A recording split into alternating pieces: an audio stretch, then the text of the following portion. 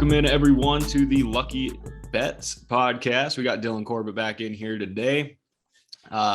It's really just wrapping up the end of this NFL season. We had the Pro Bowl this past week. We've got the Super Bowl coming up this week.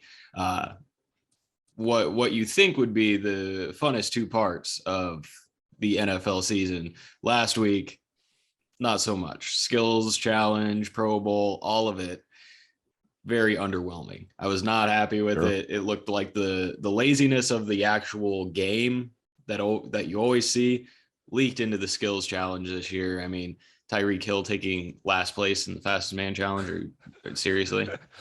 Come on. Yeah, I saw some clips from the skills challenge. I thought they were kind of like, it had been a while since I checked out the kind of festivities, right? They did it in Vegas, which was cool. The lore of the Pro Bowl when we were growing up was it was in Hawaii. Yep. It was awesome to see, as a golf fan. I love when my voice isn't as great this morning. Sorry about that. I love when they take the tour over to Hawaii. It's just scenic. You've got the guys doing everything. They like going to Hawaii. Then it was in Orlando. So at least Vegas, it's like, okay, it's cool. New stadium, so it was, I thought it was a bit, as someone who hasn't checked it out in a couple of years, a little bit funner, it was cool. It's different. But what I hadn't noticed once I turned the game on, because I had to take the over, I knew all they do is take points, Right. That's my rule for almost every all-star game. And then all of a sudden I'm seeing two-hand touch. And I'm like, when did this like fully change? Because it was something I was not expecting or used to seeing. Right. I mean, take me back to the day with Sean Taylor not giving a flying fuck and beating the hell out of the punter. Give me back those days. I mean, it's ridiculous. You had Darius Leonard got a pick six. That's cool. He was jogging. Everyone else was like, let him walk in. It irritates the hell out of me. You wish that there was something that they could do to make this better. But I mean, they've tried a little bit, a couple of years ago, they had that draft. You had the Pro Bowlers from each side, but then they were drafted to teams. Didn't fix the game at all, but it made beforehand a little more exciting. I don't know what they can do. I was talking with a guy I work with, maybe do flag football even, because then at least you got to get some hustle in there to get a flag or something like that. Right. I mean, it's just hard to watch anymore. No, I agree. It's a fine line because you obviously, it's player safety. You don't want to have these guys going into the off season, which they've been kind of clawing to hurt, right? The goal is to have a good product and make sure the players have a good time, fans have a good time, everyone's safe, right? And obviously we have a dangerous game of football, but you're right. At least make it competitive two-hand touch, like where it's not, someone throws a pick and then no one's even trying to touch them on the way back because they want to see a defensive touchdown and go in front of the camera and do a dance. It was, what was crazy was, so I took the over, I teased the over and I teased the NFC because it was just like, I was like, anyone could win this. And because it was almost a blowout. And then I got that last NFC touchdown to get me in the money. I was watching the game. I was like, I had it on. I was kind of just like looking at the score because it was changing so often, and I was like, wait a second, how the hell did Mahomes just get the ball back? Yeah, it wasn't the best of games, certainly.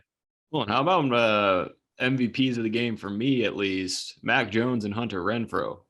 Mac Jones escaping the pocket, making a beautiful pass. I mean, of course, it was 50% effort from everyone, but it was a hell of a throw, hell of a catch by Hunter Renfrow. Two guys that maybe going into next year, some guys to look at, maybe fantasy wise, that was nice to see.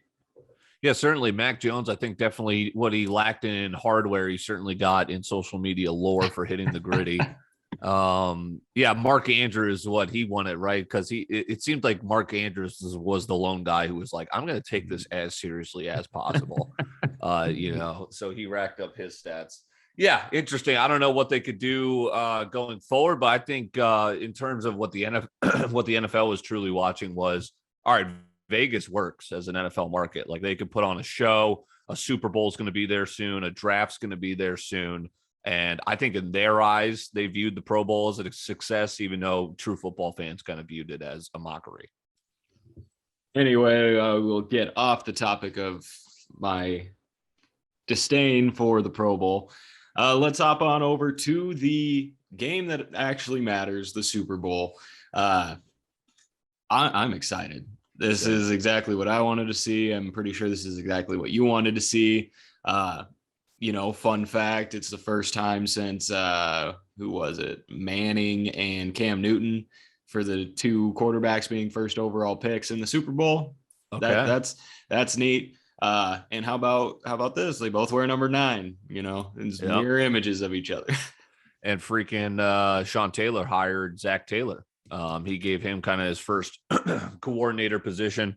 And then he left, obviously, I think after that first Super Bowl run with the Rams and took the Bengals job. Maybe it was the year before. But, lo and behold, Zach Taylor gets Jamar Chase, gets Joe Burrow, and now he's probably the hottest coaching candidate going forward, Great game. I have Rams fans saying, I think this is going to be the biggest blowout in the history of the Super Bowl. And it's like, okay, the public is on the Rams, obviously too. And I just have a hard time fading Joey B anymore. Like, I love new blood in the Lord, I'm sorry about that. I love new blood in the Super Bowl. And I think it's going to be a hell of a game. I wonder if it's going to be a defensive game. A little bit of line movement is showing that the public's on the over because everyone wants a big game. I mean, the amount of money that is being wagered on the big game, right? It's almost over $8 billion, I think I saw. Biggest television event, biggest sport event, biggest betting event, obviously. And so I really am keen to see how the line has been moved, because when you get this much action, the line movement is certainly a little bit more telling.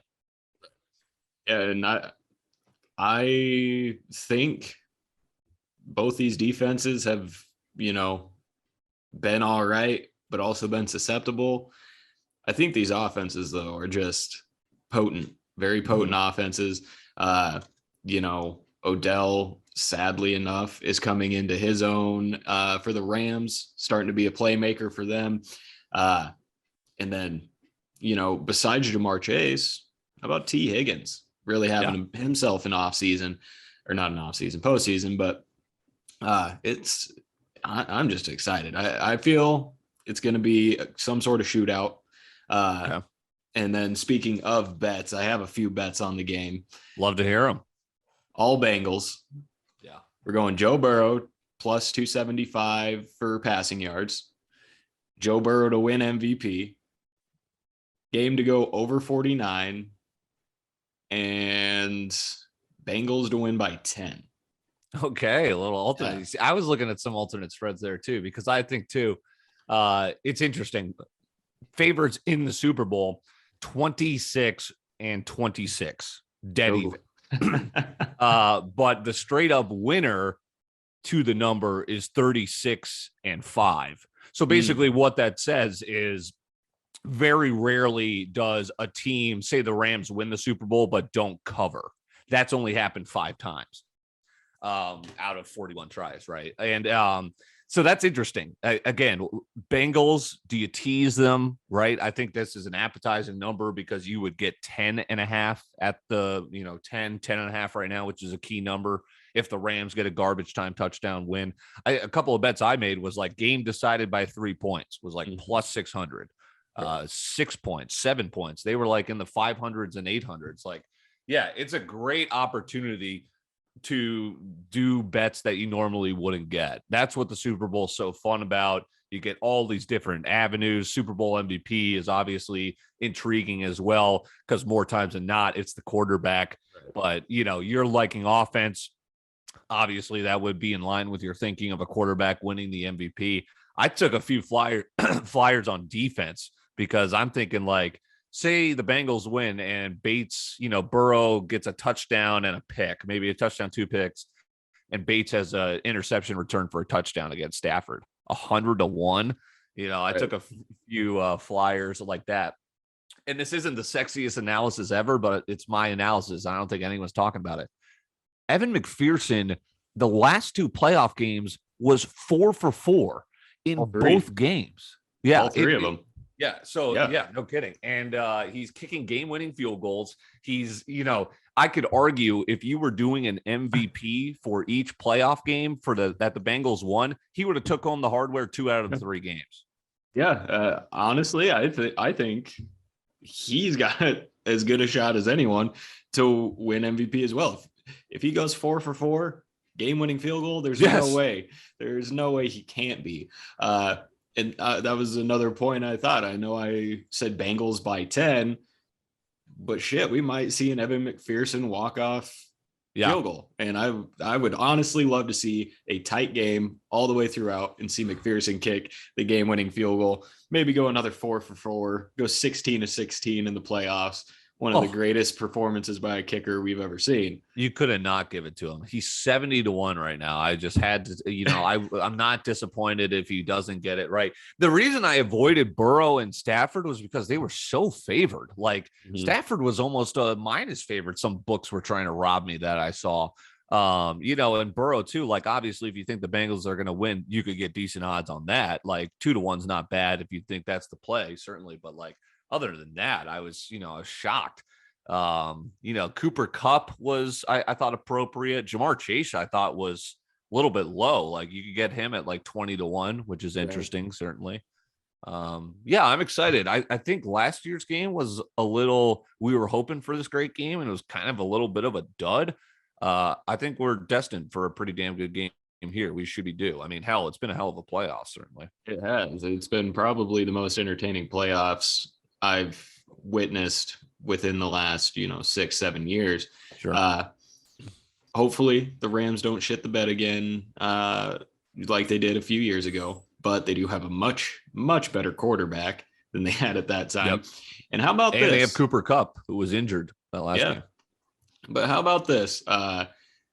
The Cincinnati Bengals, last time they made the Super Bowl, 1988-89 Super Bowl. Guess who it was against? Was it the Rams? No. 49ers. We were this close to the Bengals last time being in the playoffs, making it to the Super Bowl, them almost having to relive. Shit, we got to go against the 49ers. That'd be crazy. That would have been some, there would have been 1,000 memes going around about that. But I don't know. I feel the magic for Cincinnati. And as much as I would love to see Matt Stafford get a Super Bowl, I just can't go past the Bengals right now. I keep waiting for Stafford to pull a Stafford. He nearly did in the 49ers game, but luckily Jimmy G pulled a Jimmy G and Shanahan said, no, I'll be worse. I'll be the fool. I was at that. It would have been a rematch of the 49ers Bengals game of the regular season in that crazy OT game. Bengals fumbled 2 punts. I was at that game. So that would have been crazy. Yeah, indeed. And I think you would have got a lot more fans at the Super Bowl. Super Bowl crowd's going to be interesting. Like you're going to have your Bengals jerseys, you're going to have your Rams jersey, but I think like 60 to 70% are just going to be rich people and celebrities. Like, go team, It's going to be interesting, but I love that stadium. Yeah, look, Rams were always in kind of the top 5 handful of teams that we knew, all right, these are the top teams in the NFL. That's not necessarily anyone can win a football game. I mean, hell, some of the regular season results we saw this year, anyone can win any given game. And I think, God, 4 points. I mean, you're getting a key number there if this is a field goal game too. Public's on the Rams, which I love. I'd rather be on the Bengals side. I think sharps are on the Bengals too. They're not necessarily always right, but they have been, after getting crushed in that first weekend, they've actually been having a decent playoffs lately. They were both right in the conference title. Look, I think the play is Bengals. I think I'm going to play them spread, money line. And then probably my biggest bet is going to be teasing Bengals up to 10 and the under at like 54. There you go. And second year in a row, home team playing in their home stadium. Crazy. Wonderful. We'll see it go 2 for 2 in home Super Bowl wins. Yeah, I don't know if I made this point with you, but it was like the Bucks were a dog last year at home. because we had never seen it before. A team hosting in their home stadium, and I felt like the home field advantage was undervalued there. That appeared to be a pretty pro Tampa crowd there, right? Like diehard fans. LA, I wonder if they're almost trying to overcorrect rather for their misair last year and saying, oh, Rams at home, we should move this. This should be over 3. Where the Rams are probably, I could see them being favored by 3 or 4, like on a neutral site. That's a totally appropriate line. But again, Joe Burrow doesn't give a crap about your lines. He only cares about winning. He's done in the national title. He's undefeated in the playoffs. What can he do? I can't wait until after the game, Bengals win, and we get another little video, Joe Burrow smoking that cigar. Oh, it's going to be so swag. He's going to remember when Peyton Manning won for your Broncos and he gave Budweiser a freaking shout out that everyone was talking about for a fucking week. Yeah, well, super excited. I just really, really want it to be a good game. I'm not going to be upset with whoever wins as long as it's a good game. But go Bengals. Go Bengals. Go Bengals. Who day? One of my friends who I saw that Bengals game regular season with, he's waking up every day just like a new man. Like it's fun. I remember when the Falcons were in the Super Bowl, it was the same way. And take it, that I was telling him, I was like, hey, you better take care of business while you're there, because take it from me, it's fucking hard to get back. Yeah, tell me about it. 2016, Broncos finally get to the Super Bowl and win, and we've seen what's happened since then. Yeah. But that is it for today's show. We want to thank Dylan for coming on. Go check out his YouTube channel. I'll be on his show later today as well. So go check that out. Give him a follow. And thanks for watching, guys. Go enjoy the Super Bowl. We'll see you next time.